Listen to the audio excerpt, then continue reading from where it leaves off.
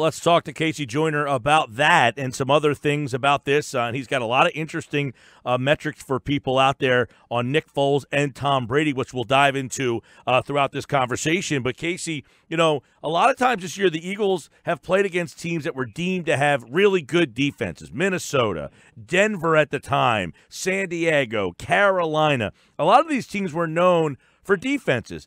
And the Eagles seemed to, as the team had a better defense, they seem to have a better offensive day. Not sure why that is, but when you look at this Minnesota defense, do you say, look, they're a good defense, but Philadelphia does some certain things against these type of defenses that they should be able to find some openings?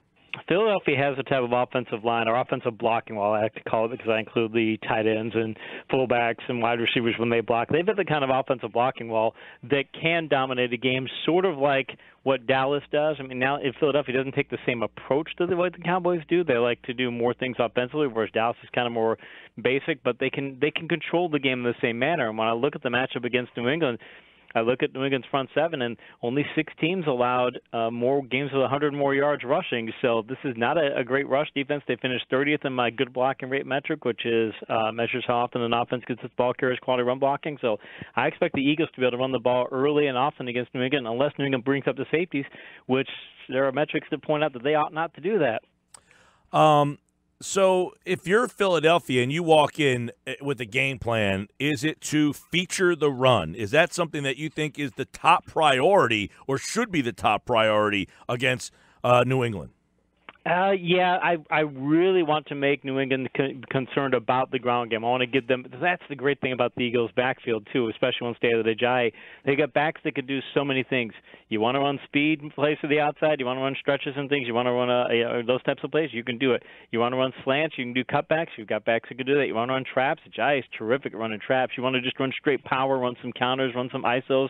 You got Blunt for that. You can give New England defense everything they want to think about when it comes to running the ball. And I would be mixing it up that way, because people think about creativity in the passing game or play calling. They think it's all in the passing game. You could be just as creative in the running game if you put your mind to it. And I bet Doug Peterson's put his mind to it. What about Doug Pederson? I mean, last year people were questioning a lot about him, how far he's come, but are we starting to think of him in a much different stratosphere in terms of NFL head coaches? As I mentioned last week, what he did psychologically to Atlanta and to Minnesota over the past couple of games is nothing short of, I don't want to call it phenomenal, but it's super impressive to get Atlanta to goad them into playing the kind of smash mouth game that they shouldn't have tried to play. That's not what they do. That's not what they should try to do. They've been doing that all season, but he just invited them to do it again. Say, fine, if you guys are dumb enough to do that, go ahead. We'll let you do that. And then Minnesota, knowing full well that Minnesota did not trust Case Keenum, they did not want to have him throw the football. I'm going to make you throw the football with him, and I know I can control the line of scrimmage on offense, and I know I can go after your, because no secondary is any good. If you can block 4 seconds, there's no secondary in the league that can stop good receivers. And so I think he knew we can hit some vertical passes and make you lean on Keenum. And that kind of thing, there are a lot of coaches who would screw up those sorts of situations, and he mastered them. KC Joyner, we know that Nick Foles is certainly not Carson Wentz, but what did the Eagles do to adjust their offense for Nick Foles? One of the things they did is they actually, I think the biggest thing that they did is they said, we're going to have you throw 2 types of passes, Nick. We're going to have you throw dink and dunk passes, and then when we throw vertical, we're going to have you throw really deep. Like as an example, if you look at the number of passes that during the playoff games, number of passes that they threw that were 5 or fewer yards downfield, 55.6% of those passes, it's in the middle of the pack as far as playoff quarterbacks. But you go to percentage of passes that are thrown 20 or more yards downfield, he's at 12.7%, third among all the quarterbacks in the playoffs. So I think they said, we're going to have you throw dink and dunk throws, and then we're going to have you throw vertical. And part of the reason for the dink and dunk throws, there's a metric that ESPN Stats and Information has called adjusted completion percentage. It means if you took out passes that were throwaways or spikes, and you take out drops for receivers, and a pass to the quarterback that should have been caught that wasn't. You say, okay, let's just get all the passes that could have been caught for the quarterback. Nick Foles, 78.7% in the playoffs, is the highest of any quarterback in the playoffs. So I think they're leaning on his accuracy. KC, can the Eagles win by dinking and dunking all game long? Yes, absolutely, because that's what New England is probably going to do is dink and dunk. They like to go with Brady and things. The thing is, can they trust Foles to do that? I think he's shown them over the past few weeks that, yes, you can trust me to do that. Because the problem, I've mentioned it many times, the problem with dink and dunk passers or dink and dunk passing is these quarterbacks usually they've got cannonball arms and they want to show off their strong arms, so they throw some dink and dunk passes and they eventually just say I want to go vertical and they'll force passes downfield. Foles has shown you want me to throw 8 vertical passes a game? I'll throw 8 vertical passes a game. I'll dink and dunk the rest of the time. He's willing to do that, and so if they want to use that method, I don't think he's going to make the mistakes that would a lot of quarterbacks would make. So what is it, KC, about the Eagles screen game in your mind? We've seen more of it. Corey Clement, Jay Ajayi, is that something you'd like to see more of from Philly? I'd love to see more of that from Philly, again, from a dink and dunk perspective, because that gives you – the screen game is essentially the running game through the air. That's essentially what it is. You're blocking it a lot of the same ways. You can do a lot of different things with it. So you can add and say, okay, fine, you got to worry about stretches, you got to worry about sweeps, you got to worry about slants, you got to worry about ISOs, you got to worry about counters. Fine, we're going to throw some middle screens. We're going to throw some slow screens. We're going to throw in some speed screens. We're going to throw in some angle screens. We're going to give you everything in the world to think about when it comes to these kind of passes. They're very good at doing it, and I think it's another thing that would make put even more pressure on New England's front seven. And if Philadelphia's going to win the game, that's where they win it. Their offensive line versus the Patriots front seven. And a lot of people, KC, would you concur, think that's the big spot in this game where the Eagles have the biggest advantage on obviously Brady over Foles would be the biggest advantage, but when you're looking at, as units overall, does the Philly trenches have the biggest advantage of all the areas in this game? I would say absolutely. It's there is no other place unless I would say special teams. If the Eagles don't play better in special teams than they have during the playoffs, that could be one place they could have almost as big of an edge. But if you're talking the offensive and defensive platoons, absolutely. I did some grades for ESPN, the magazine, for a Super Bowl preview article, and graded all the blocking walls and front sevens. And easily the Eagles blocking wall versus the Patriots front seven is the biggest mismatch in the game. And we hear that, and it's like, in the last 2 weeks, the Eagles have won because they won the trenches. So how do you capitalize and how do you, utilize that strength in the game to your advantage to be able to, pull out what would be an upset here? Not to mention, I don't know how big of an upset, but it's Tom Brady versus Nick Foles. I don't know that there's been a matchup of quarterbacks that have been so lopsided. Tom Brady, yards per attempt in the playoffs. Again, small sample size, only 2 playoff games, so I take that into consideration. We understand that, but 6.9 yards per attempt in these playoffs. Nick Foles, 9.5 yards per attempt. Nick Foles has the highest yards per attempt of any quarterback in these playoffs. And the reason that he does is because they Philadelphia controls the front seven, controls the line of scrimmage so effectively that they're able to, A, give him time to pass, and B, when they do have him pass, it's either a high percentage dink and dunk passes that he's really good at completing, or they have him go long passes, really stretch vertical passes, what I call them. When you go in 20 more yards downfield, they have them throw those passes. That combination, if you can play it the right way, is really successful. And Brady hasn't been as good on stretch vertical passes in the playoffs. And I know Gronk was out, so that's a factor that's going to make up some of the difference. But I think Foles can go toe-to-toe with Brady. Brady maybe is the better quarterback, but I think if you're talking stat-wise and the Eagles run the kind of offense they want to, he can go toe-to-toe.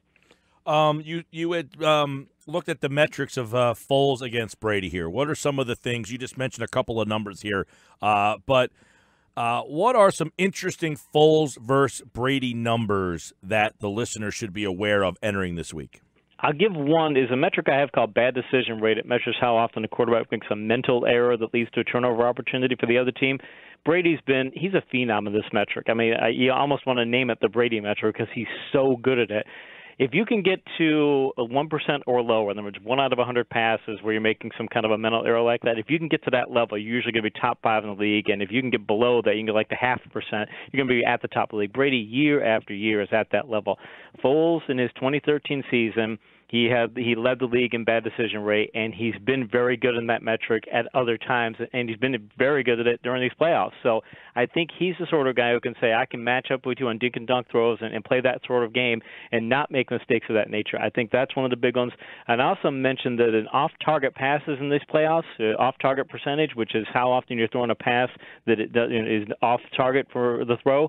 Nick Foles has the lowest off-target percentage of any quarterback in the playoffs, and Tom Brady's at 17.6%, which is 7 out of 12 quarterbacks in the playoffs. So it's one of those things where I think Foles can match him on accuracy, maybe beat him. Hey, KC, do the Eagles have the personnel to match up with Gronk? Because that's one area that concerns me, is how they not stop Gronk, but slow him down. Nobody has the personnel to keep up with Gronk, really. Although if you put shutdown cornerbacks on him, which the Eagles, I don't know that they have that, but if you put a shutdown cornerback on him, you can slow him down. I've mentioned before, I think I mentioned the end of last week, that I think what they need to do with Gronk is there's a couple ways when you're playing defense, receivers can do one of a couple things. You can, if you're running combinations on routes, you can either have a high-low combination or an inside-out. And if you go high-low, it means that one receiver is going to go high and the other receiver is going to go low, and the quarterback reads that.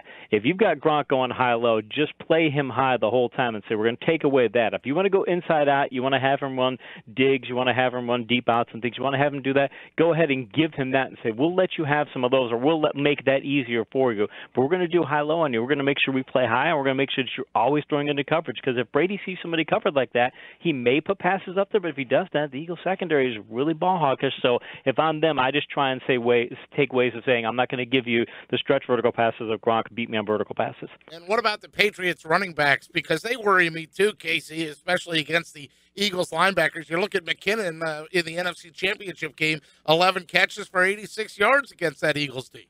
Yeah, I'm much more worried about them from a pass catcher perspective, because from a running perspective, the Eagles had they led the league in good blocking rate allowed on defense, which means you're just not going to get percentage running against them, and it's going to make Brady throw the football more. I get so worried. It's not only the screen passes things. I mentioned the Texas route combination before. It's where you run a tight end up the field and you run a running back and an angle route behind him. It can be really difficult to cover because the running back, if he fakes the angle and he runs, say, an out, you've left him wide open on the outside of the defense. So it's really difficult to cover. I think they'll run a lot of that to the running backs, and you've got to just be so careful with a lot of that. I think what's going to be important, though, is that New England will probably want to do a lot of screen passes, maybe screen passes to the receivers. And Philadelphia needs to take that good blocking rate that's so good up the middle of the defense, and they need to get it to the outside and get it to where they can get it on screen passes. Because if you can make those screen passes a lower percentage play, then at least you have Brady throwing it down for you where you might have a chance for an interception, tip ball, something of that nature. Casey, obviously this week is the week of breaking down things ad nauseum and getting so many different opinions here. But one thing that if you're Philadelphia – on the offensive side of the ball, what's one spot that because the Patriots don't have that guy on defense. Like, to me, they don't have Seymour, they don't have Ty Law, they don't have Brewski, they don't have that pass rushing linebacker. Like, I look at this defense and I think they're pretty good. I think they're underrated. The Patriots defenses are always underrated because of Brady overshadowing that unit so much. But in all those Patriot defenses of the past, do you think this one is a really good defense, an average defense, a great defense? Like, I'm trying to look around that defense, and I'm saying, who is the guy on that side of the ball that gives matchup problems? And I don't know that I find one. I mean, Harrison would be one guy who's very intriguing, I guess, entering so late in the game, but they don't have that big pass rusher. Their secondary's good, but they don't have that I don't know, maybe they do have that shutdown guy, and I'm missing them. But I don't see a guy on the defensive side of the ball that I need to avoid. Nope, I don't see anybody either. I mentioned before those rankings for secondaries where I say that players are either red-rated, yellow-rated, or green-rated, red being guys you want to avoid, yellow being okay, and green being favorable.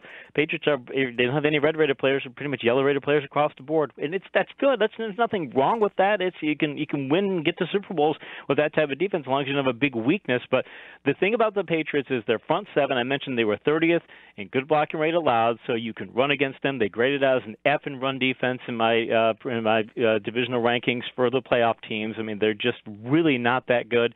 And even their pass rush, the pass rush has gotten better. From weeks 11 through 17, they were 5th in the league in pass pressure rate, so they've been much better of late in rushing the passer. But I think that Philadelphia is not going to give them situations, or hopefully not going to give them, for Philadelphia's sake, hopefully not going to give them situations where you're having to drop back and throw downfield throws. Because if you're not having Foles drop back to throw, say, 15 to 20 vertical passes, I don't think the Patriots are going to be getting that type of pass rush. And if they're not getting that type of pass rush, you've taken away their biggest strength. KC, where is the weakness that you see in the New England offensive line? Where can the Eagles exploit a weakness?